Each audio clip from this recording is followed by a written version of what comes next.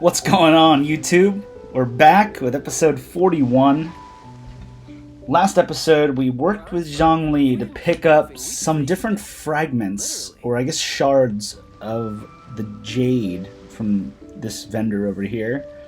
And we have to take it to this giant cooking pot we found to purify them. So I guess that's where we're picking up this quest. And it looks like we have to travel a little ways here to actually get to that. It's actually back here in Dadaupa Gorge. So I think we probably just teleport here and get started. Alright, look for the Meaty Tribe's giant cooking pot.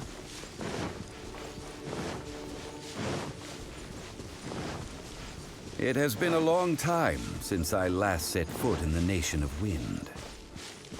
A friend of mine from Mondstadt would always bring a few bottles of locally brewed dandelion wine whenever he came to visit me in Liyue.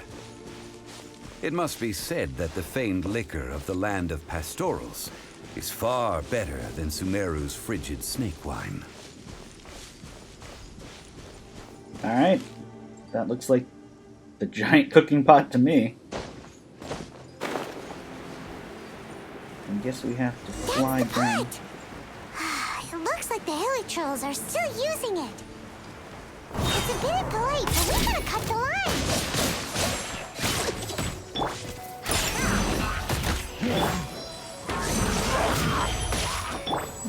Drop all these. Let them go to work.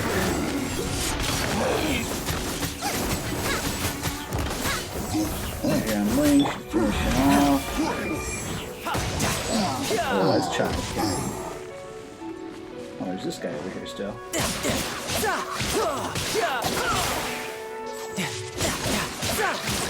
Get him. Okay, a Moonfinger. Approach the giant cooking pot. Okay. There's still soup in here. These hilly trolls sure have big appetites. Well, it's our lab now. This soup looks like it could be used as our hydro-elemental protection. Let's fire it up and begin our experiment. We're ready to go. Paimon will help remember which one of the three is which. Use pyro to keep making the pot hotter until we get the results we need. Mr. Zhongli said that the shinier and bluer the ore gets, the better it is. So, pay close attention. Alright, use pyro to heat, so I guess we need to Get them! drop Bilba here.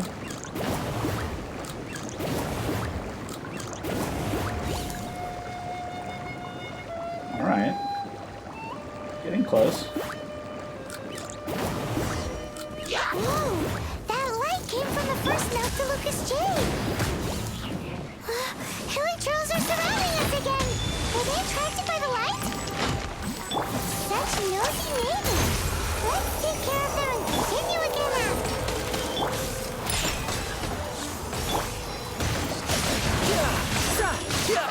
Okay. Guess we gotta defeat all of these.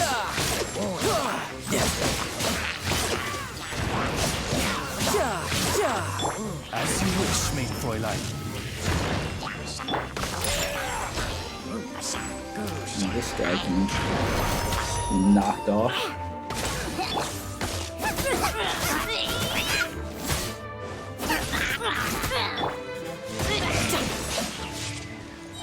And let me go back to cooking. Booba, get them!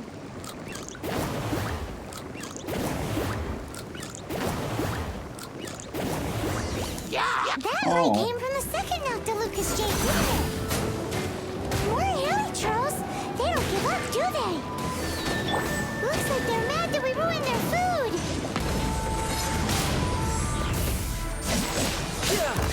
Doesn't even matter when I defeat them all.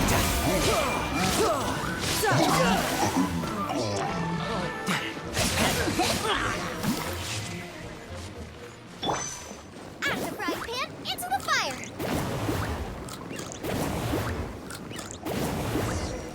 Oh, that's bright!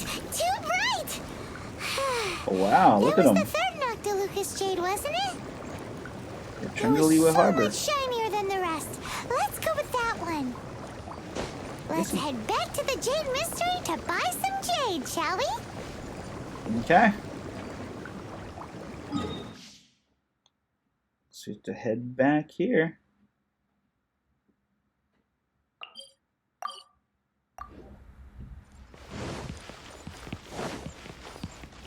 We're back. You're back, my friends. I've kept the goods for you. Which of them would you like? Exactly. That's the one Paimon remembers too. No problem. If you have your eye on this one, you can have it. The one that shined brightest. Then we'll take a box of the third type of jade. Done. All the same, and pardon me for asking, but I'm curious. Whatever do you need this much top-quality Noctilucous Jade for? I suppose it would not hurt to tell you. We need them to make implements for the rite of parting. Parting? Oh, dear. I'd heard the rumors, but had given much thought to them. This means that Rex Lapis really is... Oh, it's hard to believe. Even though the Jade Mystery has been in decline, we have always been under his protection. It is said that when our Lord lost his way while going incognito in the city 200 years ago, it was a spoon from the Jade Mystery that he had used to sample the local delights. Wow. Alas, all things must pass. Well, if this is to be used to say farewell to Rex Lapis, then I shall sell this to you at half the price. Oh, that's nice. Are you sure? You didn't want to even give us an inch before. If not for our Lord's protection, this city wouldn't exist as it does now. No proprietor could earn money off such a thing.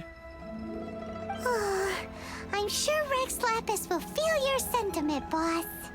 In the safe hands of the Liu Chising and good honest merchants such as yourself, I for one believe that Liyue will continue to prosper as it always has done. He's very optimistic. All right. Thank you, my friends. What's with me getting all sentimental like this? I'll practically be giving away all my fortune at this rate.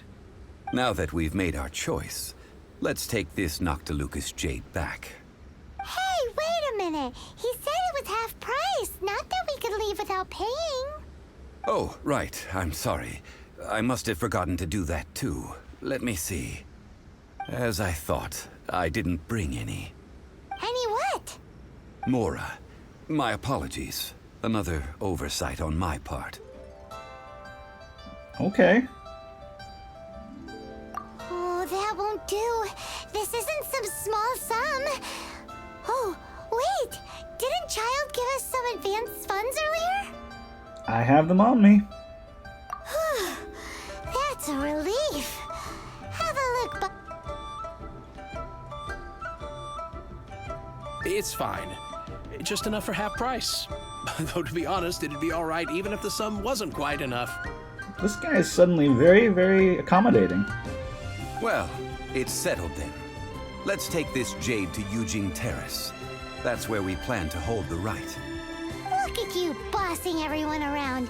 You didn't cough up a single Mora. I think he will have to remember to bring his money next time, though. We can't be covering it every time. I will do my best. You have my thanks.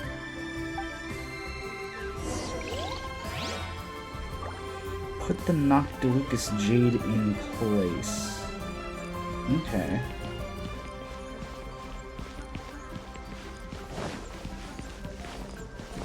So it seems like we have to go back up here. The fastest way is probably just to glide down. So it should be right below us, which means we can just glide on over.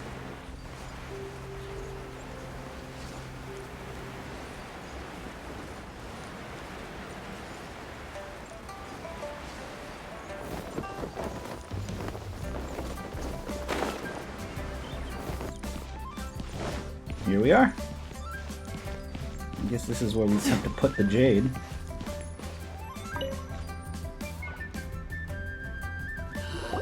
May the Lord of Geo protect you and fortune. We can leave the Jade here. I have already called for a jewelsmith to shape them into the implements that we will need. Ah, yes. I have yet to go and see Child.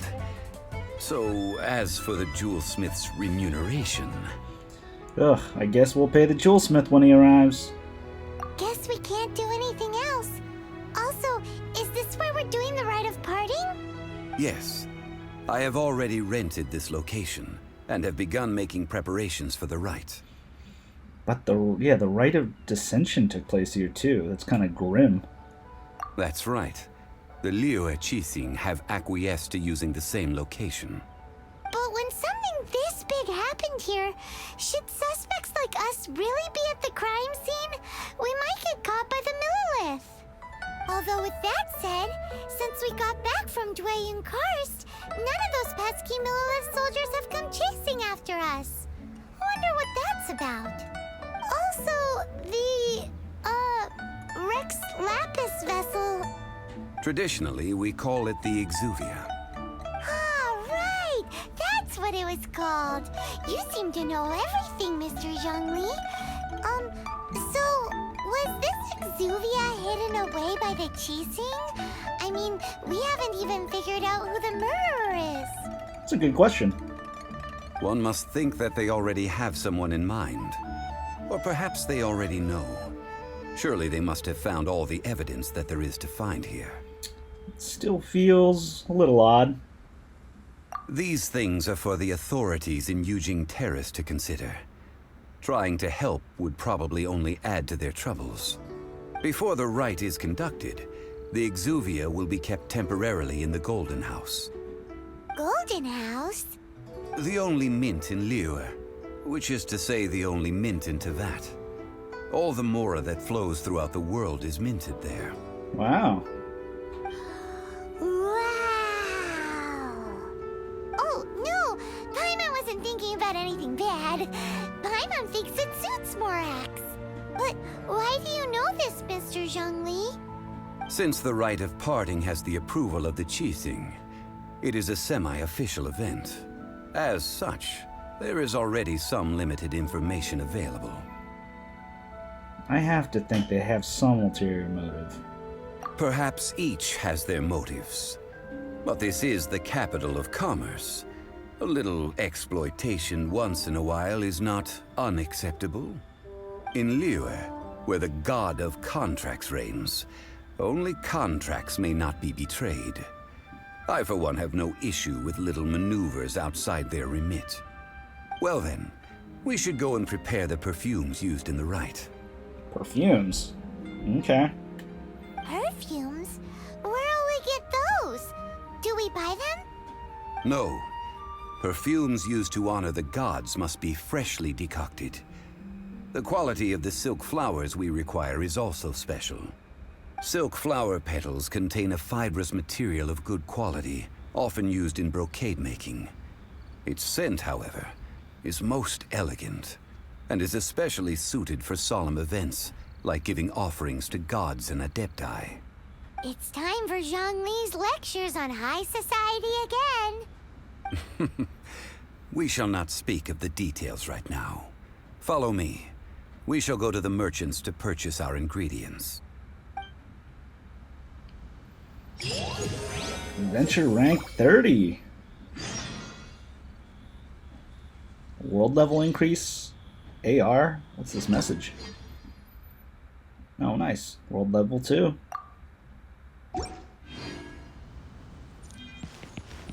So, our next mission is to go and buy silk flowers.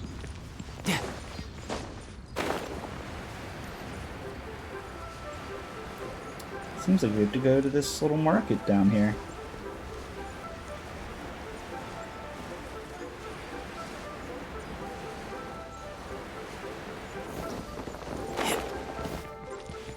Is this where we go for flowers?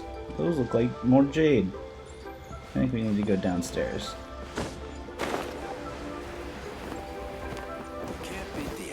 You're here and leave it. Hey, boss, do you sell silk flowers here? Silk flowers? We certainly do. Which kind would you like? Which kind? The good kind? The best kind? Remind Paimon what kinds there are again.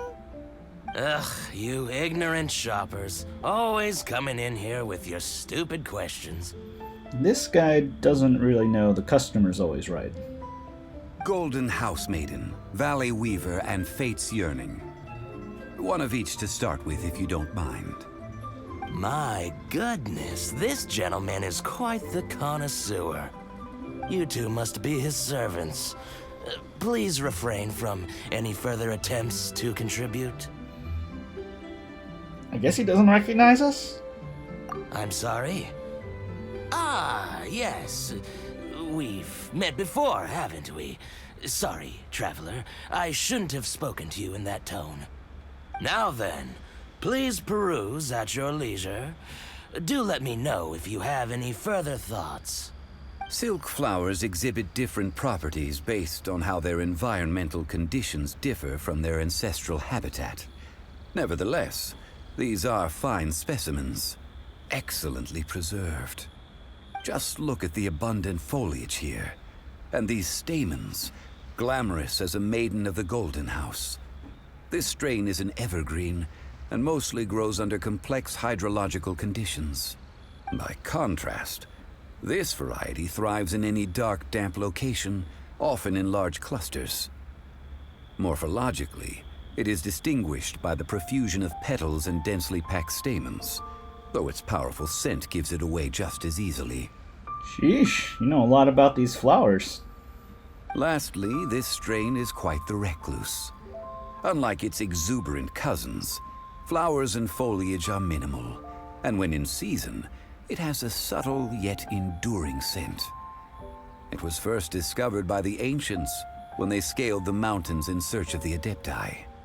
Silk flowers have all but disappeared from the wild today due to geographical changes over Liyue's history.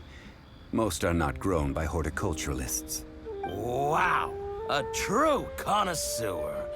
Most of that was news even to me. Bolai seems impressed. I possess but a smattering of trivial knowledge. My traveler friend is the one to watch. They are on track to set foot in every corner of the world. So what's impressive about that? Oh, Mr. Zhongli, you're way too humble. So, which silk flower did you want anyway? I'll take them all, boss. Again? How can I put this? When purchasing opera tickets, it is natural to decide based on which singer has the most melodious voice. The same logic applies when purchasing a pet bird. But this silk flower purchase is not an analogous case. The same logic does not apply. Perhaps you don't know. Tradition states that we should decoct perfume from different subspecies of silk flower when making an offering to a statue of the Seven. Rex Lapis will then make his own choice between the scents. Of course I didn't know that. Like several other tedious and complicated traditions, this one has become simplified over time. But this is the only rite of parting to take place for one of the Seven in 3,700 years. As such, I do think we should honor tradition down to the last detail in this case. Now that's settled, a question. Do you have any Mora on you? Oh my days. You forgot to bring money again? Zhongli. There definitely is a pattern here. If I may interject, did I hear you say that these flowers are to be an offering to the Lord of Geo himself? Yes, in a sense. Gosh, well, why didn't you say so? I heard the awful news about what happened at this year's Rite of Dissension. It would be bad luck to say it out loud, but I've been worried about our dear Lord ever since.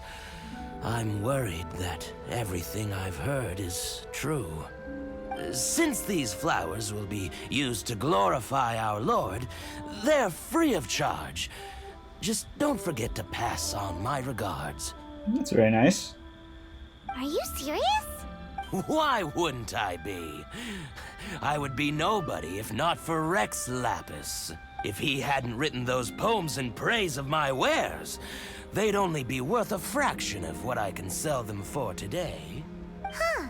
So much folklore here revolves around Liyue's deity making cameo appearances in support of local businesses. Thank you, boss.